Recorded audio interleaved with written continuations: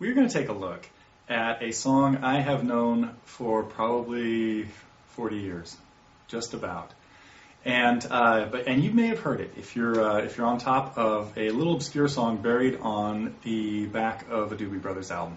But we're going to look at a song called the Ivory Salamander, and this was written by on that Doobie Brothers album. It's credited to James Earl Luft, and I'll tell you a little bit more about, actually a lot more about Jim in just a minute. But this is a great little fingerpicking piece, just thrown together with a couple of cool little licks around chords in A minors and Gs and Ds and Cs, and that's about it. There's a section that goes to B minor and A and Gs and Ds.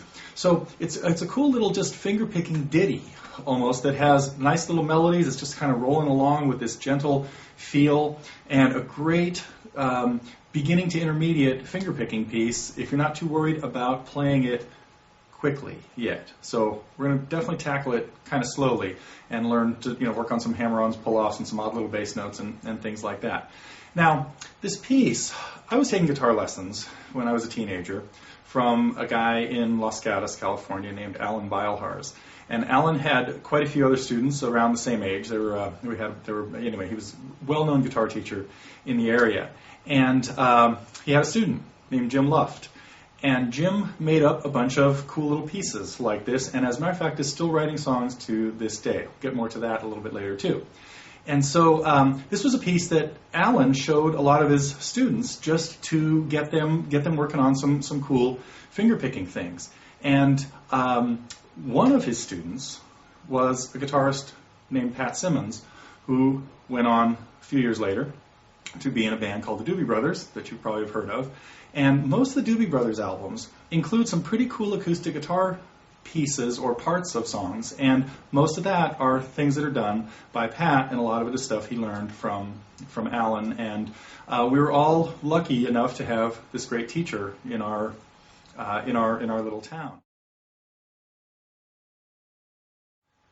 The Ivory Salamander really just has a couple of little easy hammer-ons and pull-offs, things that are fairly comfortable to reach within the realm of chords that you're playing, normal chords. So if you just started strumming an A minor chord and a G and started messing around with notes,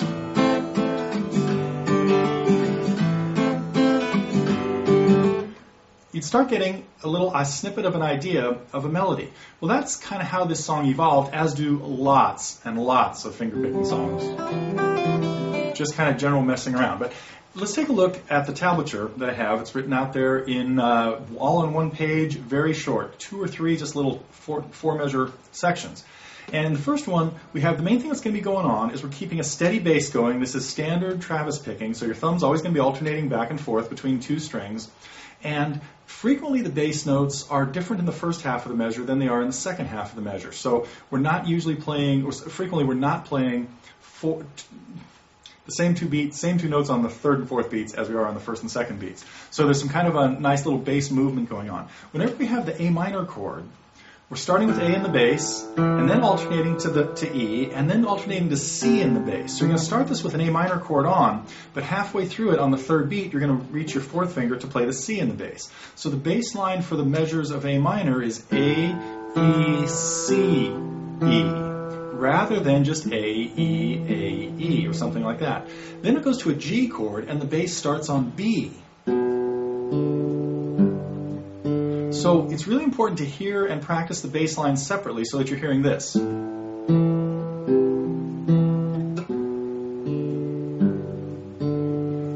melody then is very simple too.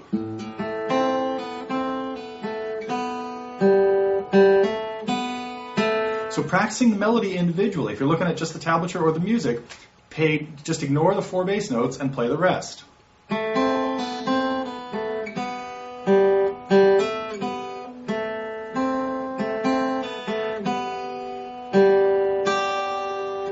So those 2 things put together are, first of all, about 10 times more complicated to play together as they are to play either one of them individually.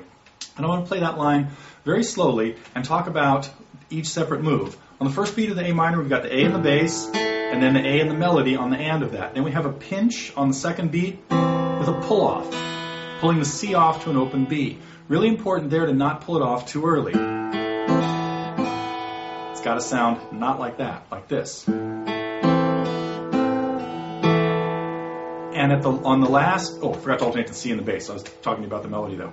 So with the second pull off, we have to get your fourth finger to the C. Then a pinch, and on the last and of beat 4 there, or the last and in the measure, you let go of everything. Your second finger comes in and gets the bass note, the B. And then as we reach to the G in the bass, your second finger is going to move from the B in the bass up to the A on the third string. So that whole second measure is done with your second and third fingers. And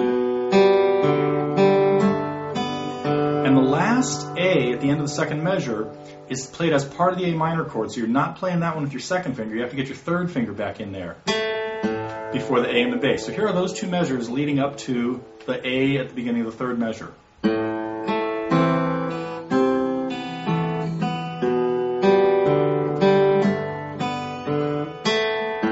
Now the next two measures are almost the same. This is a song that eventually is going to go pretty fast, but we're going to do a slowed down version of it here. I've got the metronome set at 72, but you could eventually work this up to 150, 160, maybe even a little bit more, and it'll sound really cool. But let's see if we can get through it at 72. 2, 3, 4.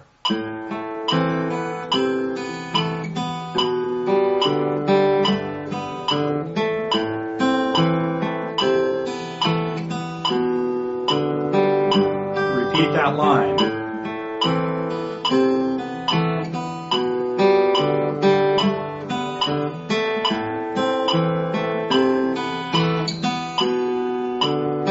To the D.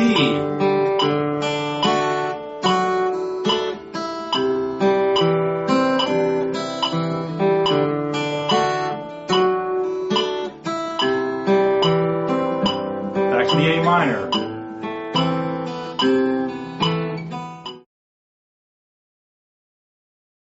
A couple of last thoughts on the Ivory Salamander. It's a song that can be done with a little bit of swing or not. It's really up to you. The faster it goes, the less it's going to seem swingy. So if I was playing it very slowly, you might hear a real strong feel of triplets.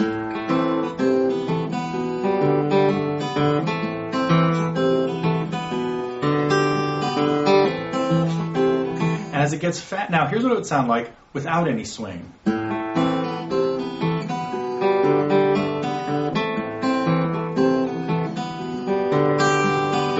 As it gets faster,